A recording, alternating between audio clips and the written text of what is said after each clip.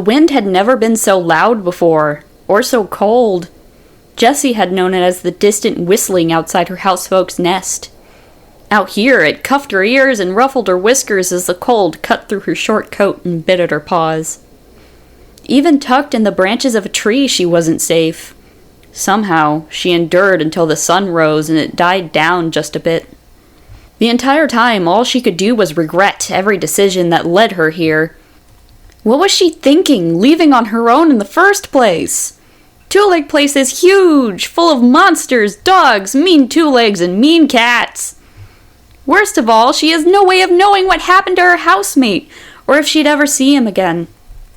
When she found her way out and into the empty field, she thought she'd finally be able to relax. The wind proved her wrong, forcing her to keep moving until she made it to the tree line up ahead. The scent markers around the trunks were clear as day, but Jessie didn't care. She fumbled her way up and hid in the best spot she could find. At some point, she must have dozed off and managed not to freeze to death. Or maybe she had. Jessie could smell cats around her, but there was a soft coat pressed up against hers instead of hissing and growling like she'd come to expect. Hesitantly, she opened one eye to investigate. A fluffy she-cat with a deep red coat was beside her, greeting her with a slow blink. "Good morning. How are you feeling?"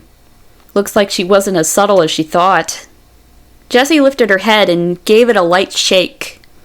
"Okay, I think." "You're lucky," a different voice said. Glancing around, she spotted the dark brown Tom loafing on another branch nearby. His eyes were a strikingly bright shade of blue-green that stood out starkly against his fur. "The winds can get nasty out there, especially during the cold seasons," he continued, looking out across the field beyond the trees. Jessie looked between the two cats in confusion. Watching the flat box with her housefolk made it look like animals who lived out in the wilderness only looked out for themselves and their own kin. So what's going on here? "My name's Maple Leaf," the she-cat pressed on. "And that's Weasel Nose. What about you?" "Oh, I'm Jessie. Shouldn't you guys be mad that I'm on your territory?" Weasel Nose narrowed his eyes. "We would be, if there was a good reason." A third cat suddenly climbed up the tree, his claws scratching against the bark loudly. "Hey guys, sorry I took so long." For a moment, seeing his pale gray coat made her heart leap, but the dark spots quickly reminded her that he couldn't have made it out here. Tom blinked, staring at Jessie long enough to make her pelt prickle. "Whoa! Jessie, is that you?" She blinked, trying to remember how this cat could know her, until it popped into her head. "You! You're that cat Timmy used to talk to through the looking place," she gasped. "Huh?" Weasel Nose meowed. "Those weird spots on the walls of two-leg dens that are thinner and clear," Maple Leaf explained, then whispered to Jessie. "He's a rural stray, born and bred, never been around us two-leg place cats much." The long-haired Tom tilted his head. "What are you doing all the way out here? I thought you two were content to stay in your nest." "Oh, right." "One day, our housefolk went out like they always did, but they never came back. I wanted to look for them," she lamented. "But Two-Leg Place is a lot scarier when you're alone and far from home," Maple Leaf sighed, her tail curling around Jessie. "How long were they gone?" the Tom, Lynx, asked. Jessie thought about it for a moment. How many sunrises had she seen since that day? "They were only gone for a few days before I left. But I was lost in Two-Leg Place for a while." "They didn't take more things with them than usual?" Maple Leaf prompted.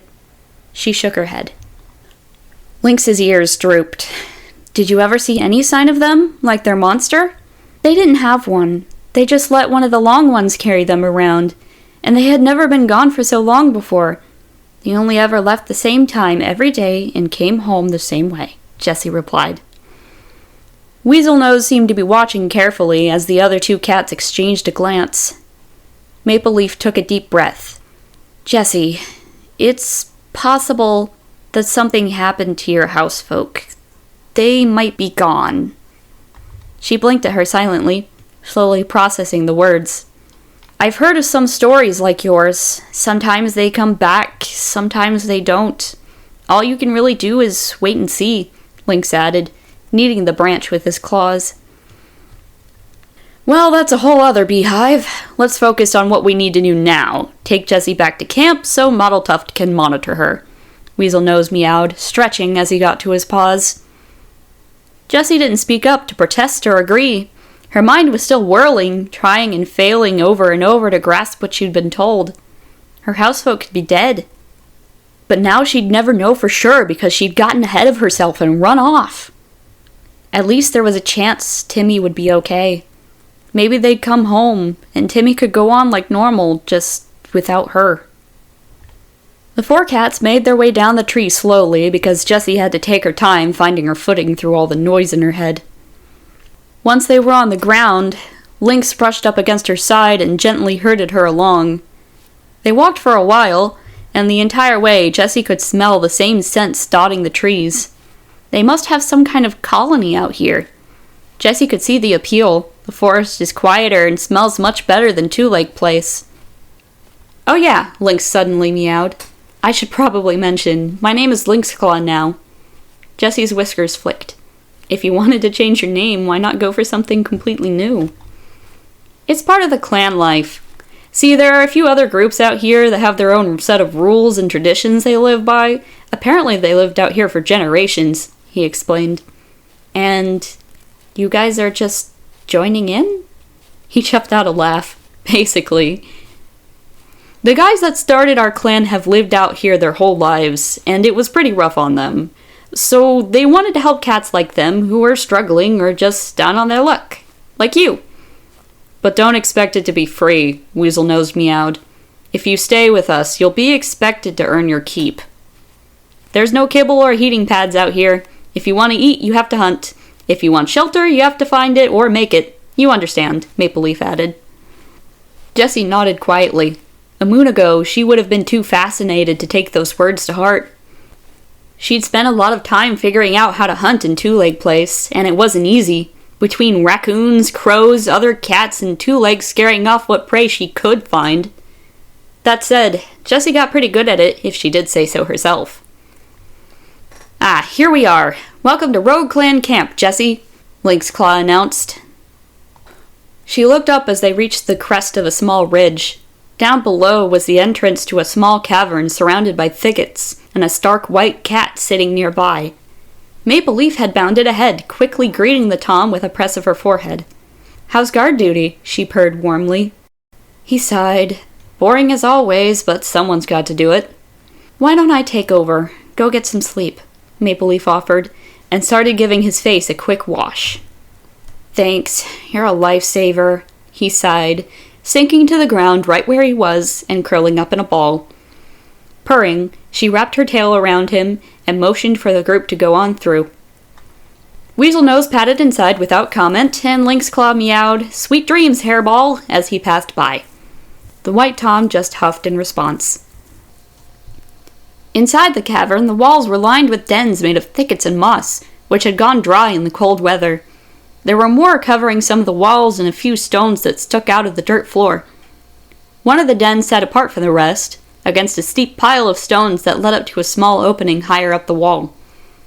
It was a bit warmer inside, with the bushes around the entrance helping to block out the wind. About time, the huffing brown tortoiseshell startled Jessie with her sudden appearance. She was a long hair, with short legs, and her fur seemed to pale near the ends. Accompanying her was a she-cat with a pale honey-colored coat.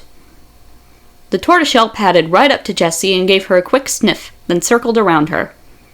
This is Model Tuft.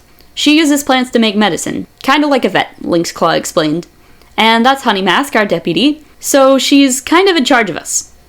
The younger she-cat dipped her head in greeting, but when she spoke, her voice broke a bit. Nice to meet you. Are you sick? Jessie blurted. Her tail flicked nervously. It's only a little case of the sniffles. My nose always starts running in cold weather. Which is why I told you to stay in your nest where it's warm, Model Tuft meowed, brushing up against Jessie's shoulder. Come to my den, dear. You're far too chilled for my liking, so I best keep an eye on you in case you end up like her.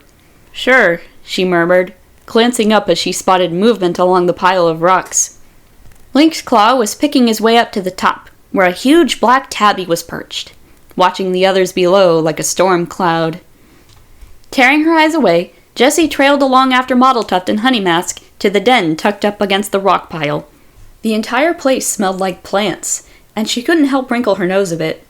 There was a big flat stone covered in little bundles, which Mottletuft started nosing through. She sniffed out a clump of tiny twigs and started separating a bit from the mess, calling Jessie over with a wave of her tail. The small portion was set in front of her. It smelled like earth and flowers. "These are the roots of a coneflower plant," Mottletuft meowed, as if reading her mind. "They'll help you get your strength back and keep you from getting sick." She wasn't sure how that would work, but the look the old cat gave her left no room for argument. Gathering her nerves, Jessie quickly snapped up the roots, chewing and swallowing them as quickly as she could. The taste was bitter, but she could endure it, and licking her nose a few times helped it dissipate. "Good," Mottletuft purred. "Now you and Honeymask stick close and stay warm." "Yes, ma'am," she murred, moving to the other side of the den and loafing beside her as ordered. After a few moments of quiet, Link's Claw appeared in with a few songbirds hanging from his jaws, setting one beside Mottletuft as she worked, and offering one to each of her patients. Jessie'd seen a few birds like this in Two-Leg Place, but never managed to catch one. Maybe it was how hungry she was, but nothing had ever tasted so good. It made the freezing night spent in that tree totally worth it! After a day or so, Mottletuft was convinced that Jessie was healthy and released her from the medicine den. She could have left, tried to go back to Two-Leg Place and find her way home. That is, if she was willing to go through all of that hardship again with no guarantee that her housefolk and housemate would be there waiting for her. Thinking about it made her belly ache, and she didn't know what to do.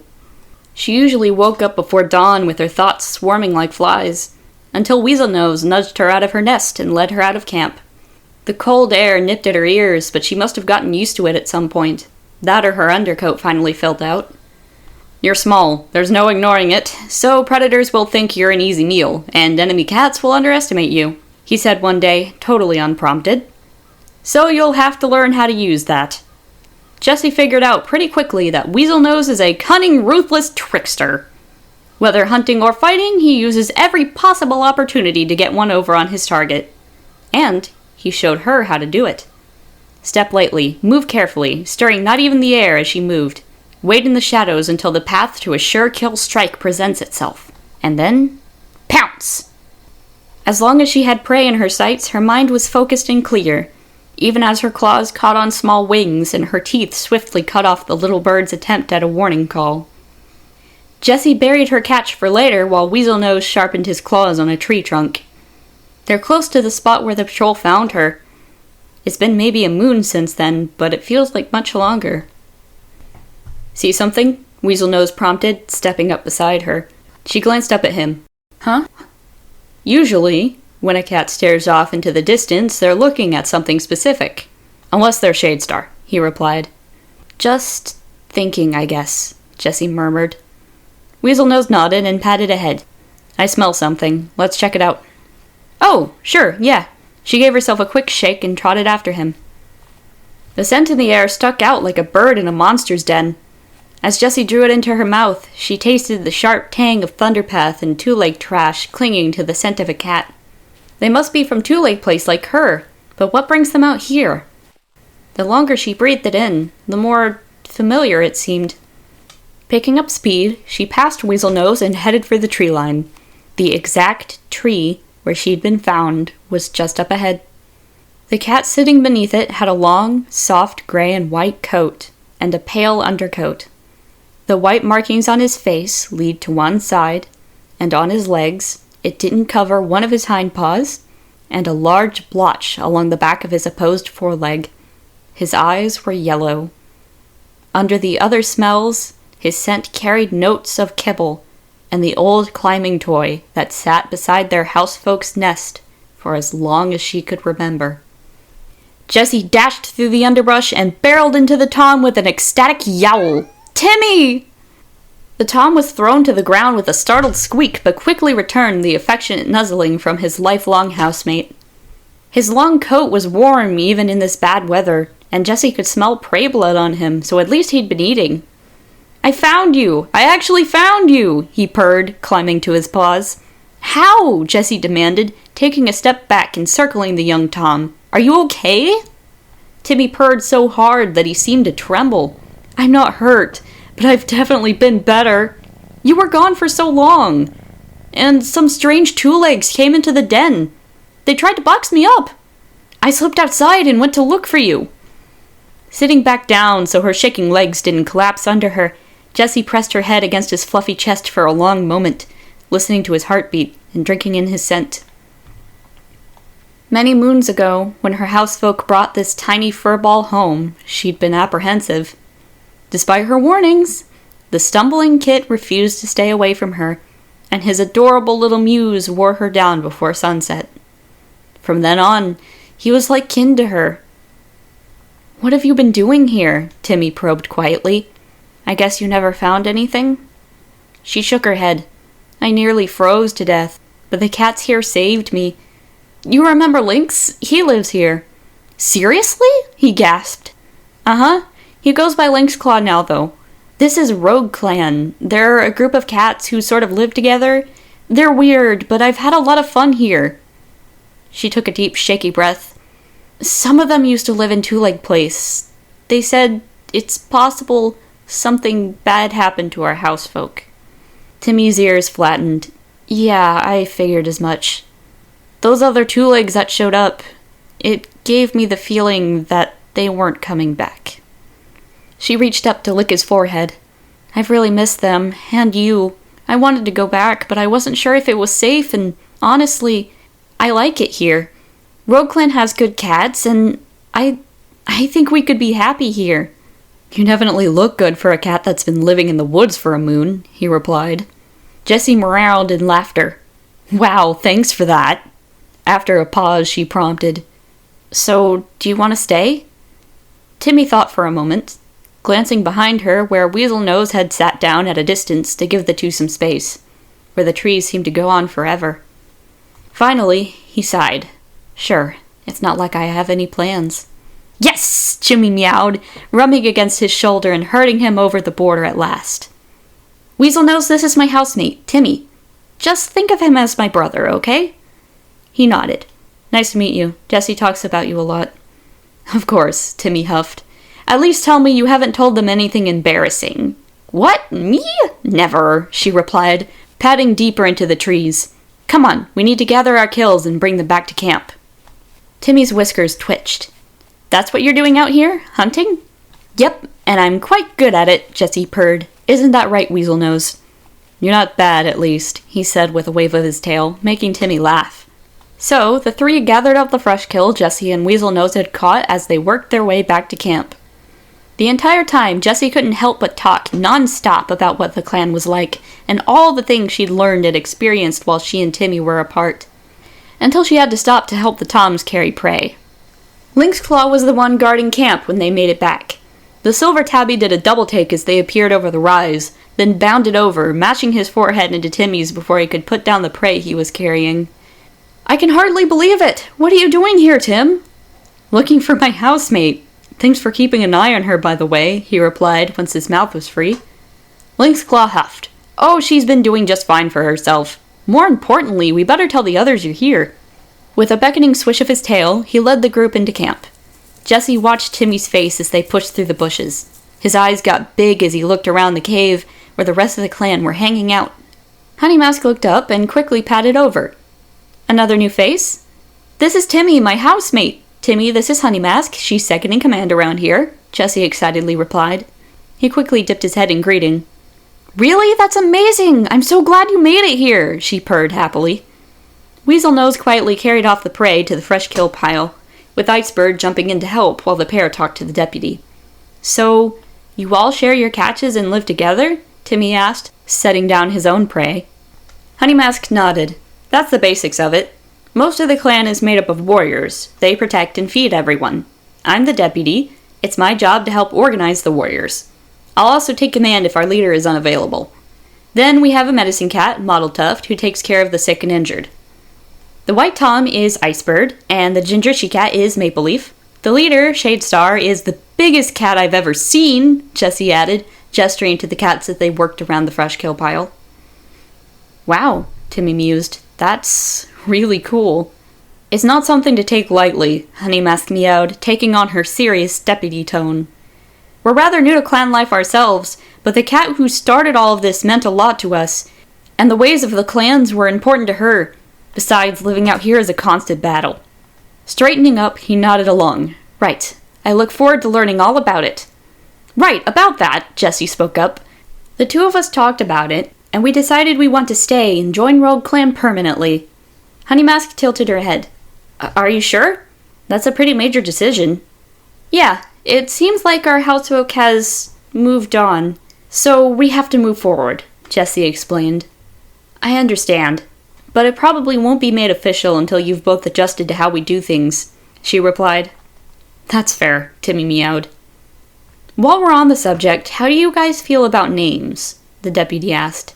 Cats usually change them up a bit when they become warriors, but it's not a requirement. The pair glanced at each other, taking a moment to think about it. I think I want to keep mine as is, as a keepsake, Jessie decided, and Timmy nodded along in agreement. Honey Mask purred. All right, then. I'm going to talk to Shadestar now. You two go warm up, okay? With that, she padded off, climbing up the piled stones with practiced skill and disappearing into the den above.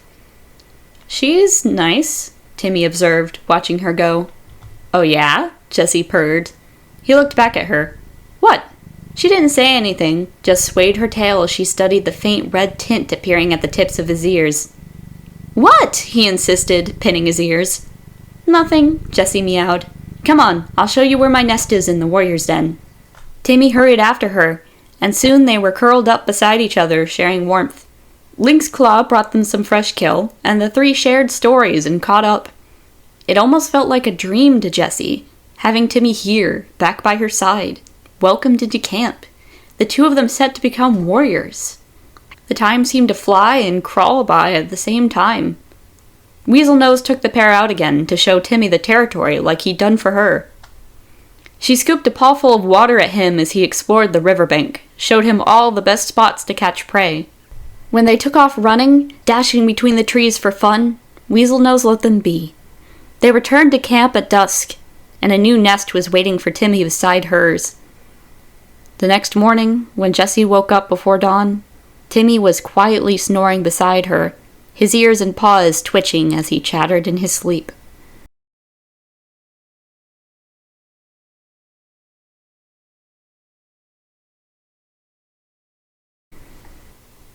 Jessie's paws flew over the ground as she bounced over obstacles in hot pursuit of a young rabbit. As it was making a break for cover under a bush, Timmy burst out of the dry leaves, making a grab for it. The rabbit swerved away, dodging both cats, only to be tackled and dispatched by Weaselnose. Yes! It worked! Timmy panted. He'd spent the last few days watching the others hunt and trying to come up with new strategies. This was his idea to turn failed catches around by having two other cats lay in wait so the prey couldn't escape as easily. Not bad, but your strategy has a major flaw, Weaselnose meowed. What's that? Timmy asked, flopping down into the grass. Efficiency. Chasing prey down uses more energy, and the more cats involved, the more energy used. Simply put, this, he gestured to the small young rabbit, wasn't worth all of that. Oh. Jessie purred in amusement. Well, at least we actually caught it. Weaselnose nodded. And don't worry if you aren't a great hunter. There are other ways you can contribute. Right. I can also help Link's Claw and Icebird patrol, Timmy sighed. Jessie pressed up against his side. And you longcoats keep the den warm. Speaking of, we'd better head back. That storm'll hit soon, Weaselnose said, holding his muzzle up to feel the breeze against his whiskers. Yikes, no wet fur for me, nope, nope, nope, she babbled, padding off to start digging up the rest of their kills. They hadn't been out long, so there wasn't a lot to gather. It was just a quick trip to pad out the fresh kill pile in preparation for the bad weather. The wind was already picking up early this morning, and the smell of fresh rain filled the air. Jessie retrieved the squirrel and woodpecker she'd hidden and caught back up with the toms as clouds started rolling in. Days like today had become familiar, Normal even. Jessie knew that Icebird was guarding camp, while Honey Mask had led Lynx Claw and Maple Leaf on the dawn patrol, which should be back by now. All of them would be gathered around the fresh kill pile waiting for them, where the clan would share tongues and wait out the rain together. She was planning on getting Timmy to sit next to the young deputy. He'd clearly taken a shine to her, and Jessie couldn't help but meddle just a bit. To think she'd had the chance to tease him about a she-cat. Life sure is full of surprises. A foul scent had begun to drift through the air, something tinged with the tang of blood and the stink of sick. Weaselnose must have sensed it too, because he froze dead in his tracks. Timmy glanced at Jessie with his ears pinned, and she brushed her tail against his flank to comfort him. After a moment, Weaselnose tore ahead, flying through the trees back towards camp. Jessie leapt after him, her paws pounding against the ground as she failed to keep up with his long-legged stride. As the camp entrance came into view, there was no one standing outside to guard it.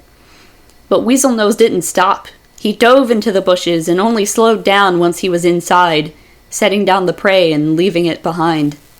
Jessie tripped and rolled through the entrance, with Timmy skidding to a stop beside her. They both stayed where they landed, catching their breath while the rest of the clan was huddled outside the medicine den or rushing around the clearing. The scent was stronger here, filling the cavern and mixing with the strong scent of herbs. "Hey!" Icebird meowed, bounding up to them. "Is it raining yet?" Timmy shook his head and gasped out, "What's going on?" Honey Mask and the others brought back a kitty pet who was dumped by the Thunder Path. "I didn't see, but Lynx Claw said he was coughing up blood." He shook himself quickly. "Sorry, I need to get some moss." With that, he dashed out of camp, leaving them to process the news. "Coughing blood? That has to be really bad," Timmy murmured. Jessie leaned back into his side, purring softly to comfort them both. "I'm sure Mottletuft can help.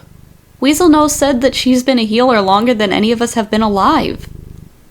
"But why would his housefolk abandon him if he could be cured?" he asked. She didn't have an answer. Across camp, Mottletuft's voice rose over the soft murmuring. "Clear out, all of you! I don't know if this is catching, so keep your distance for your own good." Lynx Claw quickly moved away, nudging Weaselnose and Honey Mask along. Shadestar stayed, speaking to the medicine cat quietly, her ears pinned flat against her head. Timmy got to his paws and slunk over to meet the others, Jessie following closely. "What are we going to do?" he whispered. "Whatever we can," Honey Mask replied, her claws digging into the ground and her tail lashing. "Mottletuft and Maple Leaf will tend to him. The rest of us need to stay away from the medicine den, but they'll be stuck inside. So we'll bring them food, wet moss, and fresh herbs." Jessie's stomach twisted anxiously, her worries falling from her mouth before she could think better of it. What if one of them catches it? The pale ginger she-cat's hackles rose. "We'll cross that bridge when we come to it. It may not be contagious at all." "In the meantime, we must all be on high alert," Weaselnose meowed, padding off to pick up the forgotten prey and murmuring, "This clan will not lose another sick cat." Swallowing her nerves, Jessie followed, helping him move everything to the fresh kill pile. From that moment on, the mood in camp was somber. Instead of a comfortable quiet as the storm billowed outside, there was tension in the air. Icebird was desperately trying to cheer everyone up with the story of a huge toad he'd found, but his tail kept lashing behind him. Timmy suddenly got to his paws, padding over to join him. "That reminds me of this mouse that got stuck in our two-leg nest. It started chewing on the tiny vines in the walls, and somehow that killed it." Jessie tried to hold back her laugh as she remembered that mouse. It came out as a muffled cough as she tucked her muzzle between her paws. "When our housefolk found it, the thing was totally stiff, just like this." Timmy flopped over on his side, making a ridiculous face with his tongue lolling out of his mouth like a dog. Icebird started caterwauling with laughter. "Ha!" Lynx Claw barked. "I saw something like that once, but it was an opossum. I saw it hanging out in a tree, then boom! Loudest roll of thunder you'd ever heard, and the sky was clear! It scared the thing so bad it went stiff on the spot and slowly leaned over and dropped off the branch." More laughter filled the camp, and Jessie felt the knots in her stomach loosen.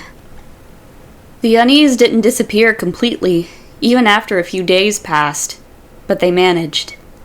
The new cat, a dark tabby named Peony, didn't show any signs of recovery, but Mottle Tuft was comfortable declaring that his condition wasn't contagious. Jessie never got to talk to him, but she and Timmy were determined to do their part, to lessen the weight on their clanmates' shoulders. Timmy and Icebird started having secret meetings about maintaining clan morale that mostly amounted to good-hearted pranks, jokes, and small favors. Jessie threw herself into hunting even more. She even built up the courage to ask Shadestar for some guidance. Mottle Tuft was happy to teach her a little about herbs, too, so she could bring some back if she found anything good. All of Rogue Clan were pushing themselves, hoping beyond all hope that if they just worked hard enough, there'd be a miracle. Unfortunately, as Leaf Bear arrived, Jessie and Timmy received their harshest lesson of all. That morning, the forest was covered in snow, and Shadestar gathered the clan together at dawn. Her claws scratched white marks into the stone she stood on, and her gaze was distant as she spoke. I'm saddened to announce that, despite our best efforts, Peony has succumbed to his illness. Timmy wilted, murmuring softly, I don't understand. Mottle Tuft gave him lots of herbs. He was well fed, warm and dry. Sometimes that isn't enough, the old tortoiseshell sighed. Remember this day well, all of you. It is a reminder of why life is so precious, because it is easily lost. But with any luck, Peony will be welcomed into StarClan. Honeymask hung her head. Yes. Dofreckle will take him into their hunting grounds, and they'll watch over us together from Silverpelt. Do you think... Is that really true? Timmy whispered. Jessie took a deep breath, looking up to the cave ceiling. It was covered in frost that glittered in the dark, almost like the night sky. I'd like to believe it is. Better than the alternative.